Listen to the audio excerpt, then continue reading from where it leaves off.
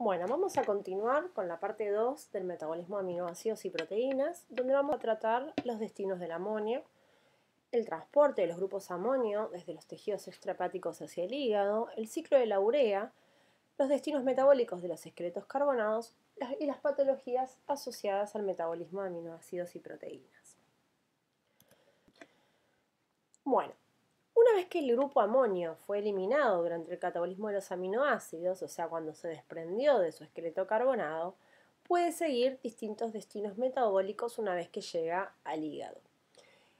Puede sufrir la ruta de síntesis de aminoácidos de nuevo, puede sufrir la ruta de biosíntesis de compuestos nitrogenados o bien puede entrar a la ruta de excreción a través del ciclo de la urea. Bueno, como les dije anteriormente, el metabolismo de los grupos amonio ocurre o transcurre en el hígado. Por lo tanto, estos grupos amonio que fueron eliminados por el catabolismo de aminoácidos en tejidos extrahepáticos son transportados hasta el hígado de manera no tóxica en forma de los aminoácidos glutamina y alanina, como vamos a ver en las diapositivas que siguen. Una vez que estos aminoácidos que transportan el amonio llegan al citosol de los hepatocitos, estos grupos de amonio que fueron transportados se transfieren al alfa-cetoglutarato por transaminación y van a dar lugar al glutamato, que es entonces el aminoácido que recolecta todos los grupos de amonio del catabolismo de los aminoácidos de tejidos extrahepáticos y hepáticos. Entonces, este glutamato, que ahora tiene todos los amonios provenientes del catabolismo, va a ingresar a la mitocondria del hepatocito y va a ser sustrato de la glutamato deshidrogenasa, que lo que va a hacer es desaminar oxidativamente al glutamato, liberando el grupo amonio y alfa-cetoglutarato. El amonio va a poder entrar al ciclo de la urea para su excreción de manera no tóxica, y el alfa-cetoglutarato va a poder tener distintos destinos metabólicos que ya vamos a ver más adelante en esta parte de la clase. Por lo tanto, la glutamina y el glutamato tienen papeles críticos en el metabolismo de estos grupos amonio.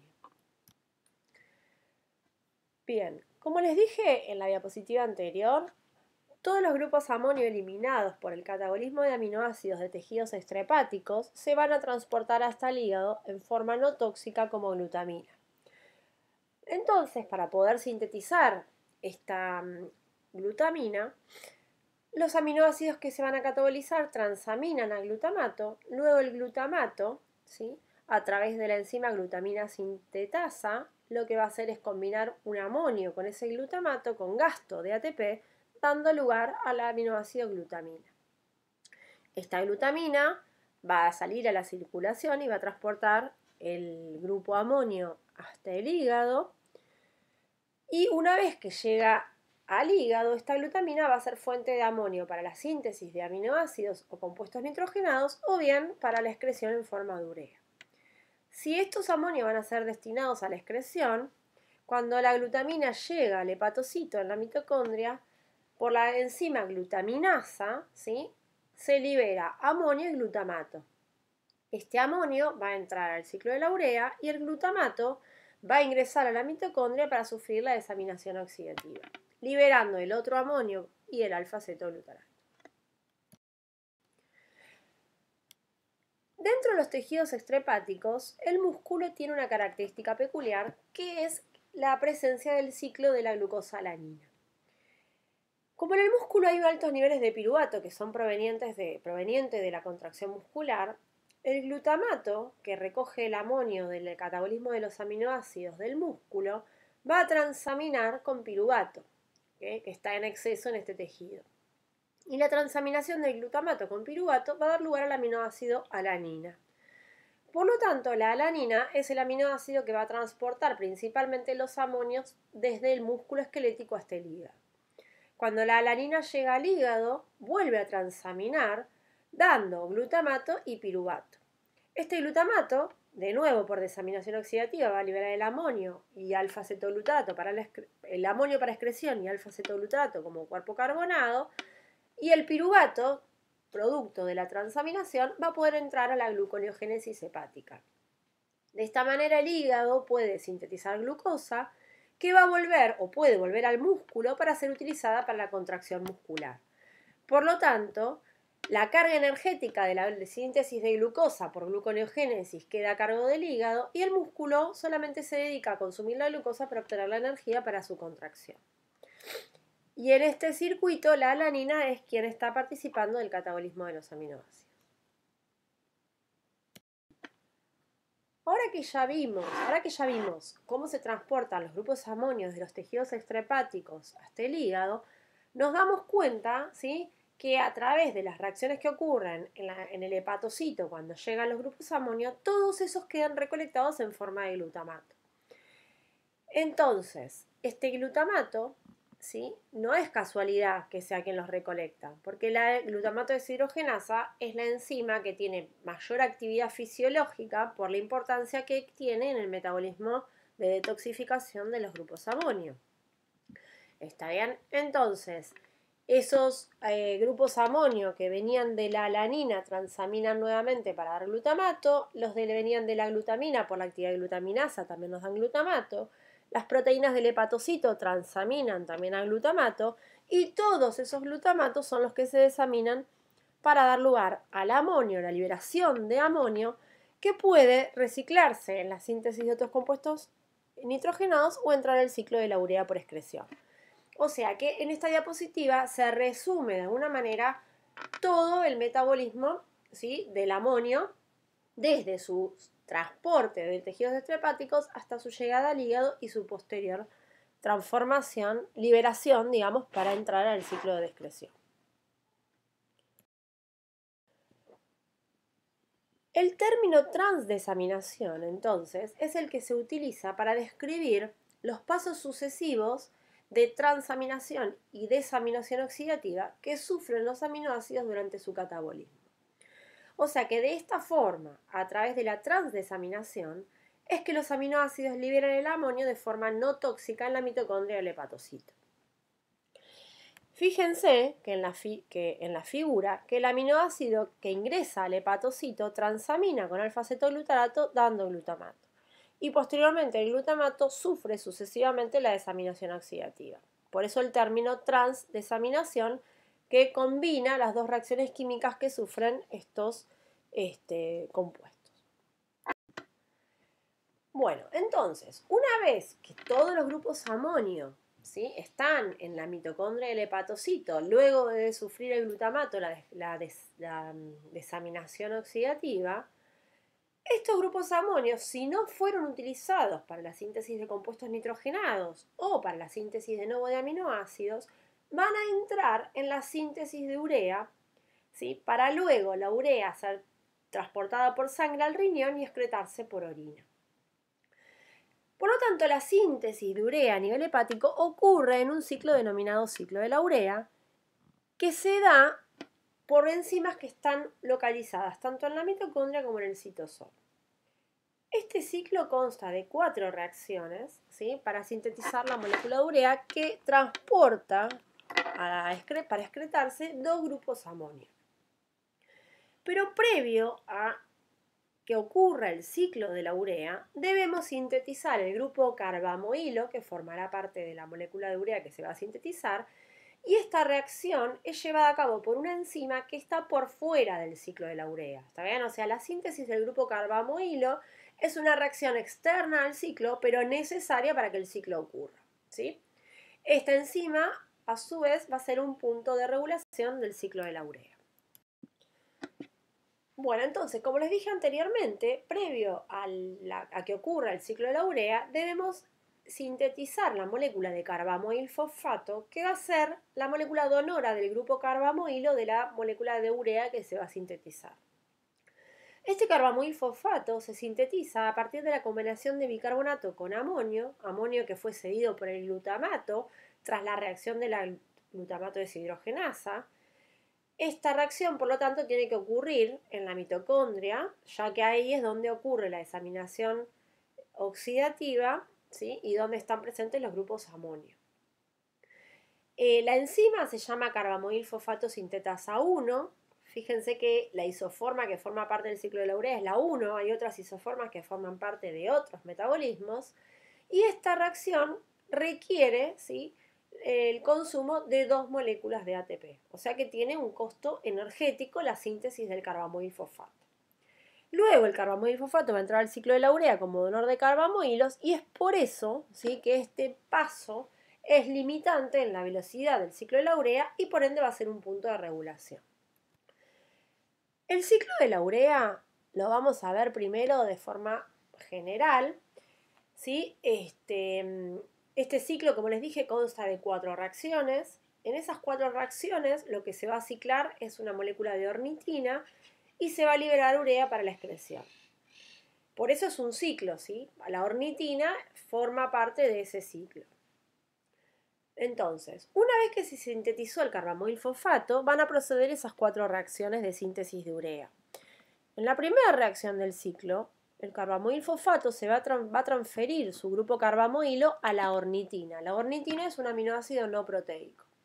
Y la transferencia del carbamoilo a la ornitina va a dar lugar a una molécula que se llama citrulina, que es otro aminoácido no proteico.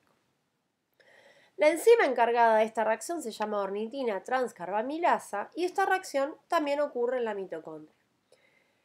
Luego la citrulina va a pasar desde la mitocondria al citosol y una vez que está en el citosol va a condensarse con un aspartato que va a ser el donor del segundo grupo amonio que forma parte de la molécula de urea.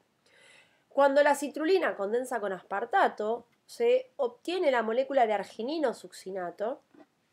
Esta reacción ocurre en el citosol, la enzima que la lleva a cabo es la arginino succinato, sintetasa y esta reacción requiere el consumo de ATP. Este ATP que se consume en esta reacción se hidroliza hasta AMP, por lo tanto es equivalente al consumo de 2 enlaces fosfato de alta energía. ¿Está bien? Luego el arginino succinato va a ser sometido al clivaje a la ruptura en 2 moléculas, una molécula de arginina y una molécula de fumarato. El fumarato se libera del ciclo de la urea y la arginina, ¿sí?, va a quedar en el citosol para reciclarse a ornitina luego de la liberación de urea. Entonces, el clivaje del arginino succinato dando arginina y fumarato es catalizado por una enzima que se llama arginino succinato liasa y finalmente la arginina, por acción de la enzima arginasa, por hidrólisis, va a dar lugar a la molécula de urea que se libera del ciclo y a la ornitina que es la que queda reciclada para formar una nueva síntesis de moléculas de urea. En esta diapositiva, ¿sí?, se muestra el ciclo de la urea en detalle en lo que respecta a las estructuras de los compuestos y a las localizaciones celulares, ¿sí? Esto es para que ustedes tengan de referencia, una vez que aprendieron las generalidades del ciclo, poder visualizar todas las estructuras y de esta manera poder estudiarlo más completamente. Pero lo que quiero que vean acá principalmente es dónde están las 2 reacciones donde se consume ATP, ¿sí? Una es a nivel de la carbamoilfosfato sintetasa 1, que consumía 2 ATP para la síntesis del grupo carbamoilo, y en la segunda reacción que consume ATP es la de la arginino succinato sintetasa, que como les expliqué anteriormente, se hidroliza hasta AMP, equivalente entonces a la hidrólisis de 2 enlaces fosfato de alta energía. Por lo tanto, el gasto energético de la síntesis de una molécula de urea es de 4 moléculas de ATP. ¿Está bien? Es un gasto bastante elevado que tiene que hacer la célula para eliminar de forma no tóxica todos los grupos amonio que provienen del catabolismo de los aminoácidos.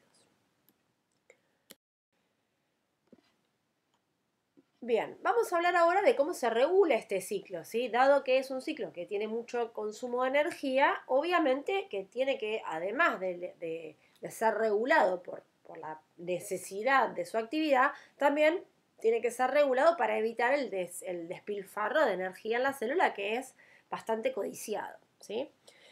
Esta regulación del ciclo ocurre, como les dije al principio, a nivel de la enzima carbamoilfosfato sintetasa 1, y el tipo de regulación que tiene es una regulación alostérica a través de un modulador que se llama N-acetilglutamato. O sea, el N-acetilglutamato es el modulador alostérico positivo de la carbamoilfosfato sintetasa 1 y este modulador se sintetiza a partir de acetil-CoA y glutamato. Lo cual tiene lógica porque el acetil-CoA y el glutamato, los dos van a estar indicando disponibilidad energética y disponibilidad de amonio para que ocurra el ciclo de la urea.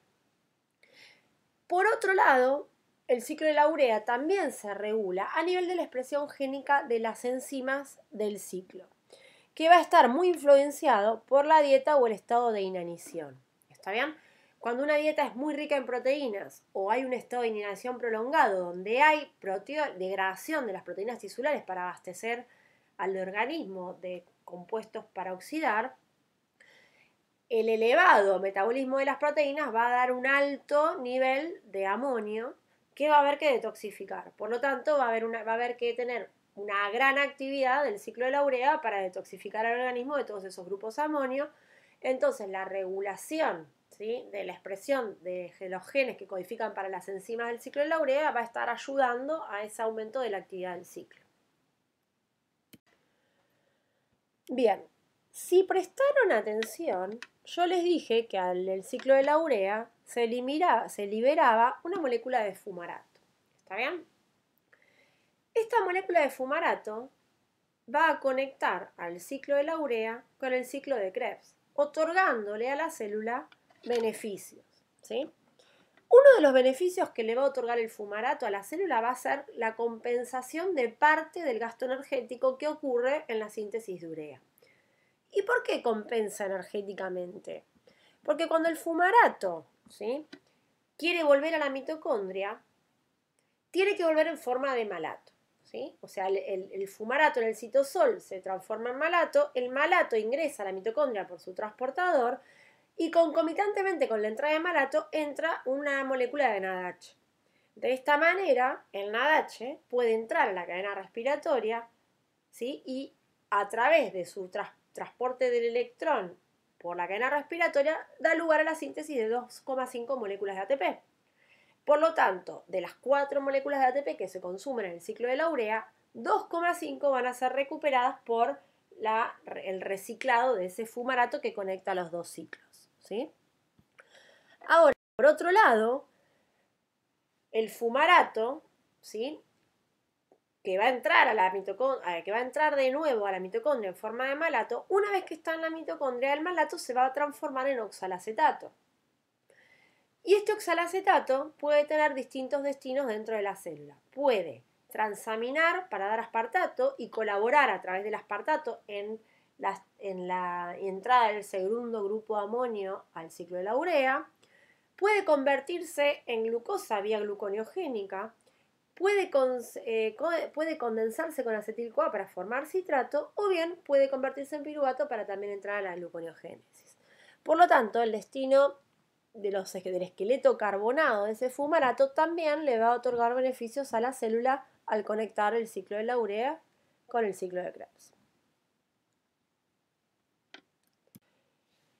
Bien, entonces, lo que nos queda por preguntar es por qué la urea es la que se encarga de la excreción de los grupos amonio, ¿sí? O sea, ¿por qué es la urea la molécula que se elige para la excreción? Y para esta pregunta hay un montón de respuestas, ¿sí?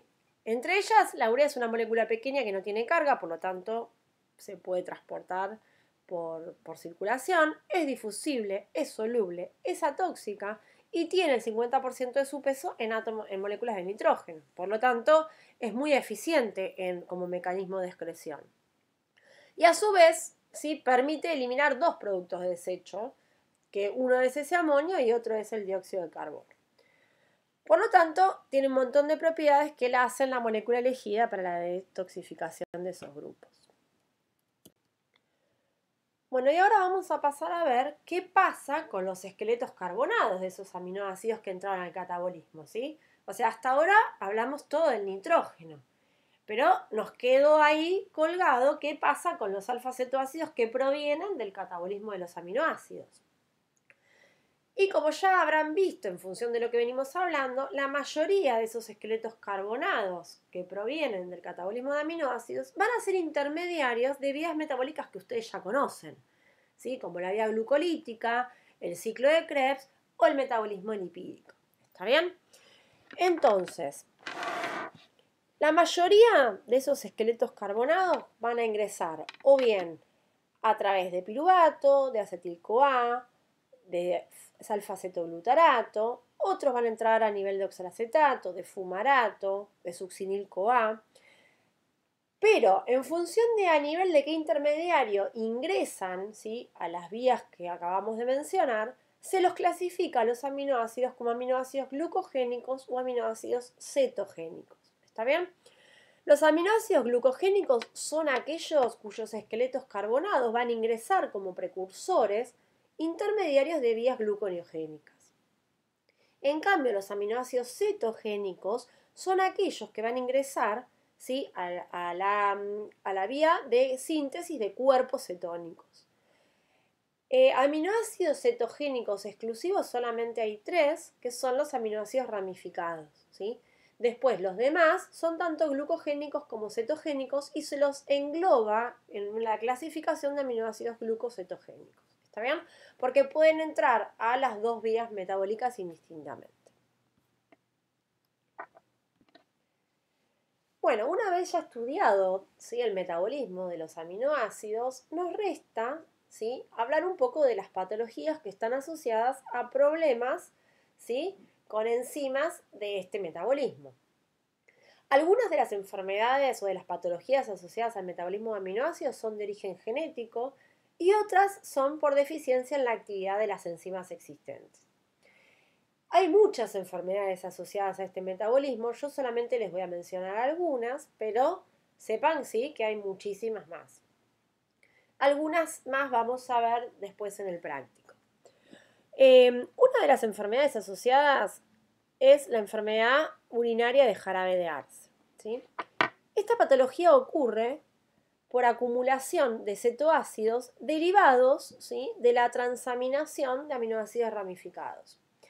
O sea, la deficiencia en la enzima deshidrogenasa que se encarga de metabolizar esos alfa-cetoácidos provenientes de aminoácidos ramificados tiene una falla en su actividad, ¿sí?, una deficiencia en su actividad, provocando que estos alfa-cetoácidos se acumulen y que sean excretados por orina. Entonces, la presencia en orina de estos cetoácidos le da un olor particular y es uno de los indicadores, ¿sí?, de que esta enzima no nos está metabolizando y por ende aparecen como metabolito de excreción. Otra enfermedad conocida, ¿sí?, bastante más conocida, relacionada con el metabolismo de los aminoácidos, es la fenilcetonuria. La fenilcetonuria es un trastorno metabólico que está asociado a la deficiencia o la ausencia de la enzima que cataboliza la fenilalanina. La enzima es la fenilalanina hidroxilasa. Y la consecuencia de la deficiencia en la actividad de esta enzima es la acumulación de fenilalanina que resulta ser tóxica para el sistema nervioso central y ocasiona daño cerebral muy severo. Esta patología es una de las que se detectan al recién nacido, ¿sí? De los bebés cuando nacen, enseguida se les hace un análisis bioquímico para detectar 5 patologías.